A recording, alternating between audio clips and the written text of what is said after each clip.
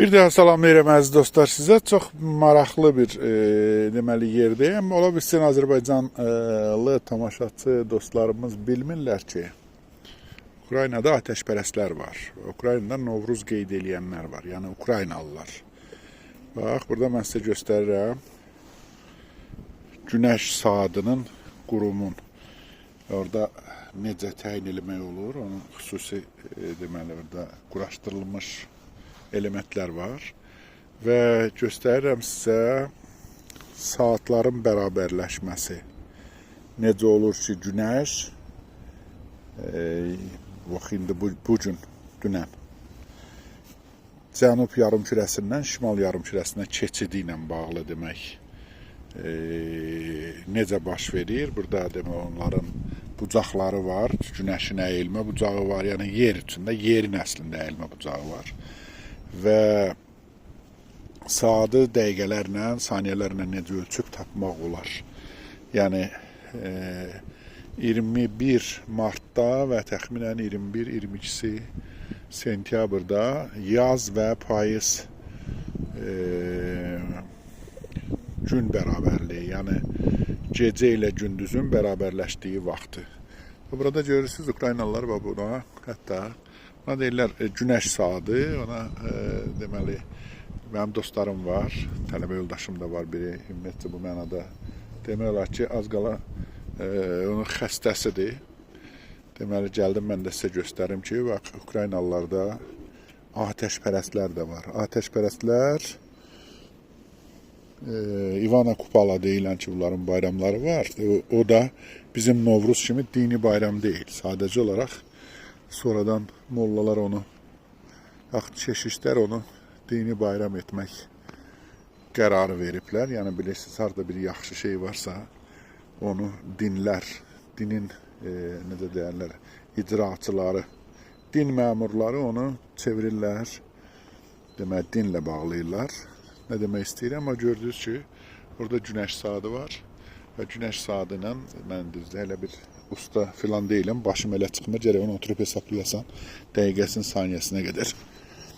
Dostum Yuri Bondarla, Jurnalistik İnstitutun direktoru ilə biz deməli buradayıq və burada həmin bunlar necə quraşdırılıb və burada Ukraynanın müqəddəslərinin də deməli yada salınır. Ukrayna belə bir torpaqdır, 912-ci il. Я так зрозумів, що звідти починається все.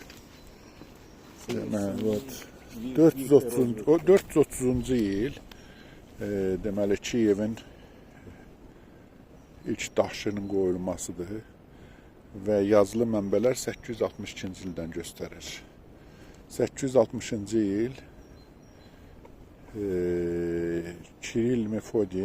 Kirillə Mefodi deməli kilsə əlifbasını, yəni bugünkü Kiril əlifbasını əsasını qoyublar. 9-cu əsrin ikinci yarısında Müqəddəs Askolt və Dira Boyaruyurka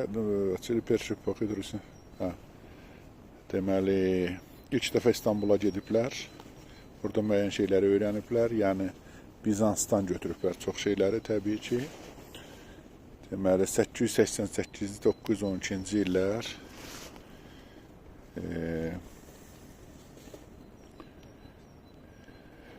Ukraynalıların Bizansla müharibəsi başlayıb və Rus dövləti üçün, yəni Kiyev dövləti üçün 911-ci ildə müqavilə bağlayıblar ki, Ukrayna adlanacaq indən belə. Bunları sizə ona görə göstərirəm ki, yenə dediyim kimi ağzı göyçəklər, Ukraynanın tarixini bilməyənlər çox şeylərdən danışırlar və başlayır 912-945-ci illərdə Rürikoviçlərin idarə etməsi, sonra 945-960-cı illərdə deməli Kraliçə Olqanın idarə etməsi, sonra Svyatoslavın idarə edim. Bütövlükdə yəni burada həmin dövrlərdə yaşamış şəxslərin demək o vaxt bilirsiniz də xristianlıq yox idi. Xristianlığı 988-ci ildə qəbul elədi Ukrayna. O zamana qədər Ukrayna bizim bu günləri qeyd elədiyimiz ay günəş təqvimi ilə yaşayırdı.